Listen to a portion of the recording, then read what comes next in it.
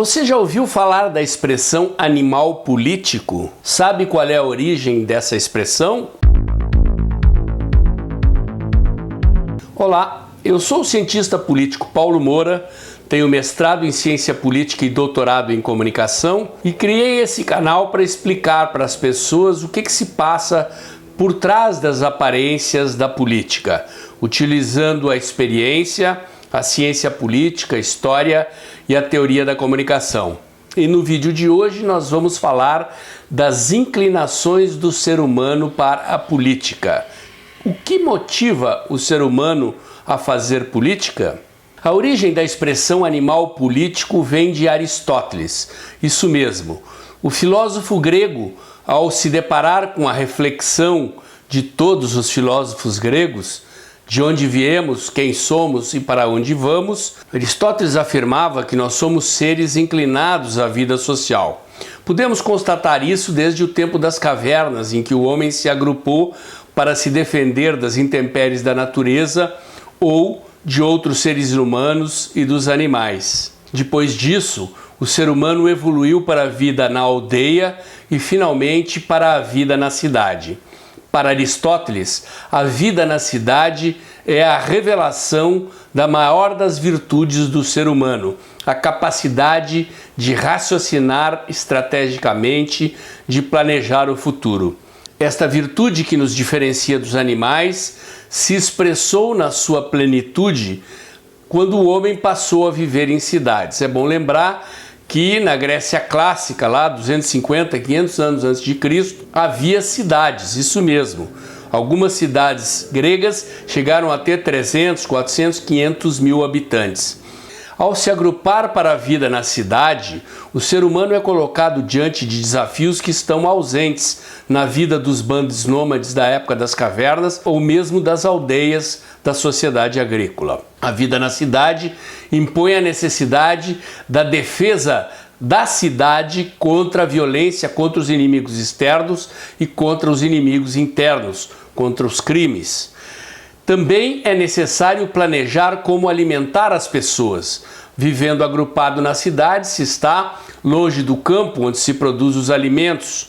Como produzir, como armazenar, como alimentar multidões, enfim, um conjunto de problemas que não está presente quando o indivíduo vive isolado no campo, em que praticamente vive pensando na próxima refeição, da mão para a boca. Não existe essa necessidade do raciocínio estratégico.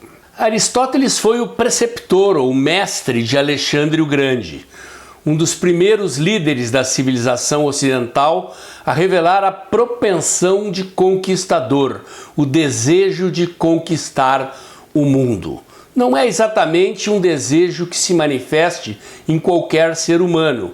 Os seres humanos se envolvem com a política de forma diferenciada. E foi Robert Dahl, um cientista político americano contemporâneo, quem criou uma tipologia da inserção do ser humano na política.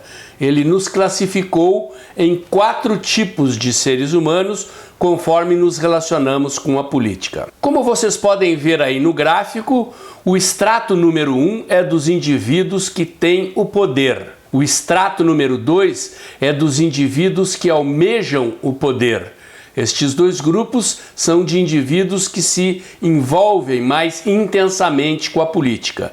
Há um terceiro estrato, que ele chama de estrato político, que é composto de pessoas que se interessam pela política, se envolvem com a política, mas não almejam o poder ou não exercem o poder. E, finalmente, o 4º estrato é composto pela maioria das pessoas, ou seja, é o estrato apolítico, das pessoas que não revelam inclinação ou interesse para a participação ou para prestar atenção nos assuntos políticos. Nicolau Maquiavel, no início do século XVI, escreveu O Príncipe. É uma das suas principais obras, é um clássico da teoria política e Maquiavel é considerado o fundador da ciência política moderna. O interesse dele estava nos indivíduos dos estratos 1 e 2, ou seja, dos indivíduos que exercem o poder ou buscam o poder. Maquiavel é considerado o fundador da ciência política moderna porque ele foi o teórico que separou a política da moral religiosa. Isso mesmo. Desde filósofos gregos, chegando até os teólogos católicos que refletiram sobre o ser humano na política, antes de Maquiavel a política era pensada como ela deveria ser, ou seja, os pensadores refletiam sobre a ação do ser humano na política como se o ser humano fosse um ser virtuoso, incapaz da maldade e, portanto, a política era pensada de forma normativa e não como ela de fato é. O Príncipe foi escrito a partir de uma preocupação de Maquiavel com a incapacidade da Itália unificar o Estado. As potências europeias que unificaram os seus estados foram aquelas que colonizaram o mundo e vieram a liderar a economia e a política no mundo. A Itália, por sua vez, era um país que, pelas suas características geográficas e pela sua inserção no mapa europeu, era composta de cidades portuárias muito ricas. E essa configuração geográfica e essa função econômica em que várias cidades eram polos de muita riqueza e poder localizado, impediu o surgimento de um príncipe, de um condutor, de alguém capaz de unificar o Estado, como aconteceu na Inglaterra, na França, na Espanha, na Holanda, em Portugal, em vários outros países europeus. Maquiavel então resolve estudar os grandes líderes políticos do passado e do presente à época. Vai estudar os grandes conquistadores, os imperadores romanos e os indivíduos que estavam liderando a formação dos estados absolutistas na Europa do seu tempo. E o que Maquiavel descobre é que estes seres humanos inclinados para o exercício do poder ou para a busca do poder não estão preocupados com a moral religiosa ou com quaisquer pruridos morais na disputa pelo poder. São capazes de matar, de mentir, de manipular, enfim, são capazes da maldade. E é o que Maquiavel defende então, que o ser humano que quer se envolver com a política precisa estar atento a isso. Observar que os indivíduos são capazes da maldade na luta pelos interesses de poder e riqueza. Para Maquiavel, os indivíduos que buscam o poder ou que exercem o poder são inclinados por três tipos de motivação: a busca pelo poder mesmo, o poder pelo poder, a busca da riqueza ou a busca da glória, da fama. O fato de que o indivíduo se incline mais por uma dessas motivações não significa que não possa se inclinar pelas outras duas. Isto é, o indivíduo pode se inclinar pela busca do poder, ser esta a sua principal motivação, mas também gostar de dinheiro, da riqueza ou da glória. Pode se inclinar por uma, por duas ou pelas três motivações ao mesmo tempo. Posteriormente, a psicologia pós-freudiana encontrou uma quarta motivação para os indivíduos que buscam o poder ou que exercem o poder.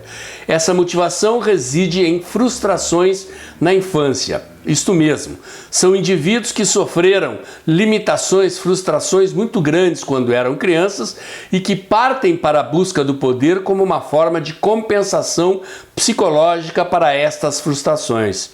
Não raro, esses indivíduos apresentam características de psicopatas, de indivíduos que têm uma relação doentia com o poder e assim se comportam. Portanto, temos 4 tipos de motivações e quem pretenda se envolver com a política, seja como participante, seja como analista, tem nessas categorias que motivam o indivíduo para a busca e o exercício do poder uma ferramenta preciosa, seja para a análise, seja para a interpretação do comportamento dos seus aliados ou dos seus adversários. O fato de que Maquiavel mapeou as motivações do ser humano para a política e constatou que o ser humano é capaz da maldade, não significa que você, ao se envolver com a política, tenha que praticar a maldade. Aliás, Maquiavel como político foi um fracassado.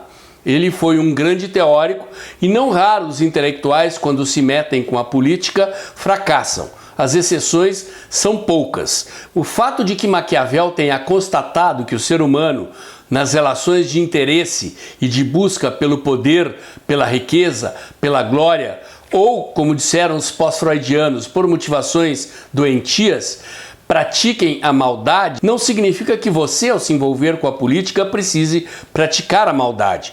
Mas significa que você, se quiser entender o comportamento dos seus aliados ou dos seus adversários, se você, como diria o professor Francisco Ferraz, meu professor no mestrado de Ciência Política, quiser entrar na selva da política, é bom conhecer os seus perigos, é bom conhecer as feras e saber que, se você não estiver preparado, pode ser devorado. Como vimos, os indivíduos que se envolvem com a política por quaisquer tipos de motivação podem ter diferentes apetites, diferentes graus de intensidade das suas motivações. Desde a ocupação mais modesta de cargos de baixo ou médio escalão nas estruturas políticas, indo até o outro extremo, a conquista do mundo, a conquista do poder total. Ao longo dos séculos, vários indivíduos tiveram este comportamento, desde Alexandre o Grande, os imperadores romanos, alguns soberanos absolutistas na Idade Média e depois Hitler, Stalin, Mussolini, Trotsky, Gramsci, Lenin, enfim, líderes cujo apetite de poder não se saciava com nada menos do que conquistar o mundo, por diferentes caminhos, mas esta sim era a motivação desses indivíduos a quem eu citei. Observando o comportamento dos ativistas conservadores brasileiros, a maioria dos quais começou a fazer política muito recentemente, principalmente nos movimentos de rua que surgiram no Brasil em 2013, mais intensamente em 2015, quando começou o movimento pelo impeachment da presidente Dilma Rousseff, a percepção que eu tenho é de que essas pessoas imaginam que a política é praticada ou deveria ser praticada apenas por indivíduos com inclinações e motivações virtuosas, pessoas incapazes de fazer o mal e motivadas por interesses altruístas, pela busca de fazer o bem comum. É assim que julgam os seus oponentes, é assim que julgam os seus aliados e muitas vezes criticam sem entender o que está se passando na política, sem aprender as lições de Maquiavel, que nos mostrou claramente, isso lá no início do século XVI, que os indivíduos, quando se envolvem com a política, são capazes da maldade. Outro teórico interessante de ser analisado quando se trata de teoria política é o general von Clausewitz. Von Clausewitz era um general prussiano que viveu na virada do século XVIII para o século XIX e é considerado um dos teóricos da guerra moderna. Von Clausewitz teorizou a partir da observação das táticas e das estratégias de Napoleão. Aliás, Napoleão era outro desses indivíduos com ambições de conquistar o mundo. E Von Clausewitz cunhou uma frase: a guerra é a continuação da política por outros meios. Qual é a lição que traz esta afirmação? É a lição de que, quando termina a política, começa a violência. Ou seja, a guerra é o fim da política.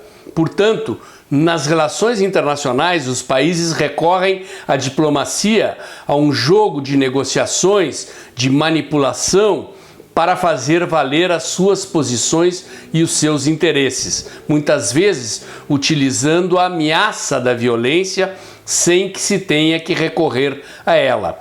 Essa é uma das características da política, o uso da força, que não necessariamente significa o uso da violência. É claro que quando Maquiavel escreveu O Príncipe no início do século XVI, o uso da violência era comum, mandar assassinar, envenenar adversários, conspirações para derrubar reis, sociedades secretas e o uso explícito da violência faziam parte da política de uma forma que hoje está muito mais mitigada. Civilizar-se, evoluir como civilização humana, significa exatamente isso. abrir mão da violência, utilizar as leis, utilizar as instituições como forma de mediação das relações entre os homens, das relações de poder, das relações políticas. Portanto, quando utilizamos a expressão sobre o uso da força na política, não estamos defendendo o uso da violência.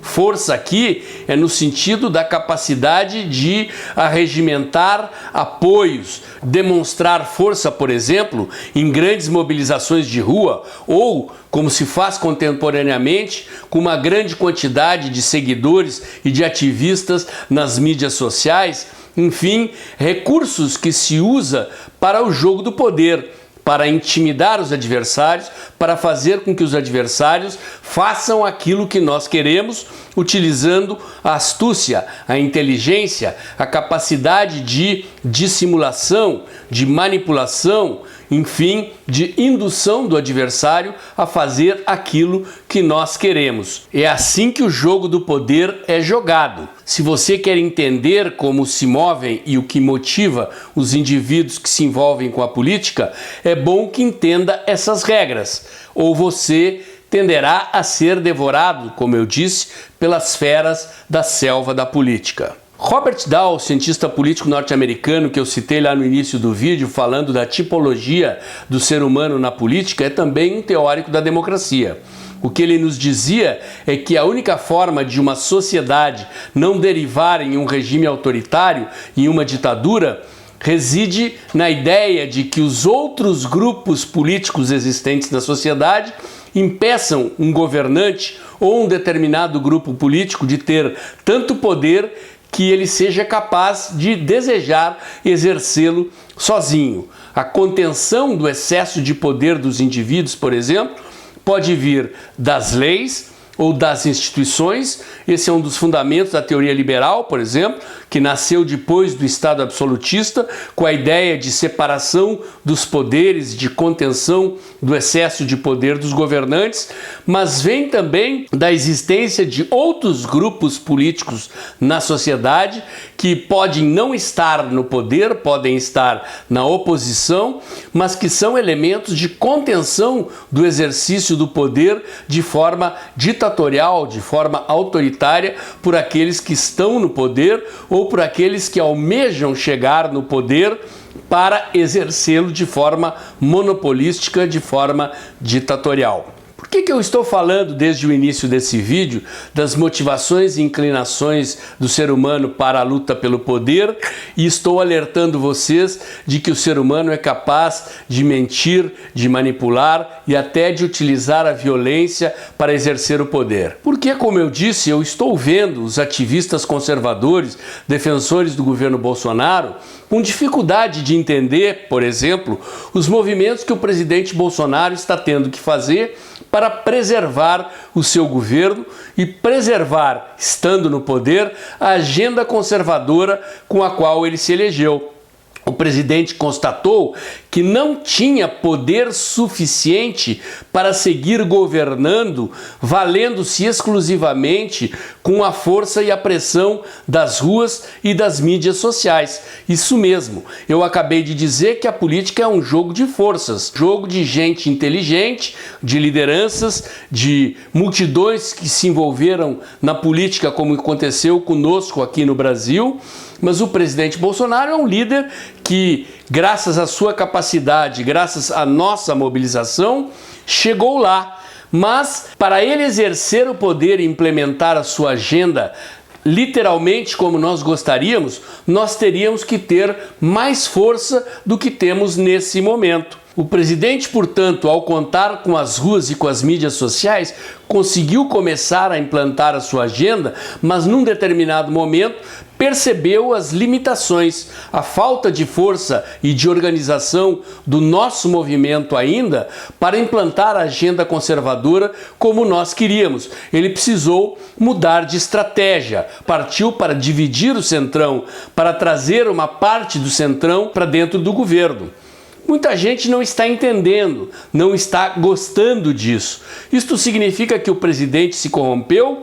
Não, até o momento não há sinais disso. Significa que o presidente está jogando um jogo mais complexo porque o outro lado revelou ter uma força que nós não imaginávamos, utilizando a sua posição de poder dentro do parlamento, dentro do STF, ou mesmo o seu poderio econômico na sociedade, os grupos empresariais desmamados do Estado com a vitória do presidente Bolsonaro, passaram a usar o seu poder dentro das instituições, na mídia, no sistema educacional, no sistema religioso, enfim, para conter o presidente, para conter e impedir o presidente de governar, e isso tornou necessário a mudança de tática, a mudança de estratégia. É por isso que o presidente assim agiu e cabe a nós nos organizarmos, ampliarmos o nosso poder, elegendo vereadores, prefeitos, na próxima eleição, elegendo uma bancada de deputados, senadores e governadores, para tentar reeleger o presidente Bolsonaro e avançar na agenda conservadora como nós gostaríamos. E aí, gostou desse vídeo? Então, bota o dedãozinho lá, curte, comenta, compartilha. Gente, eu notei que os meus vídeos no YouTube estão tendo a sua difusão limitada, talvez pelo próprio algoritmo do YouTube. Não estou conseguindo comentar, curtir e compartilhar meus conteúdos no Facebook, estou de castigo porque eu compartilhei muito e marquei pessoas no Facebook e o Facebook resolveu achar que eu sou um robô, portanto a difusão dos meus conteúdos só é possível contando com vocês, curtindo, comentando, compartilhando e positivando esse vídeo, ok? Por hoje era só, até o próximo.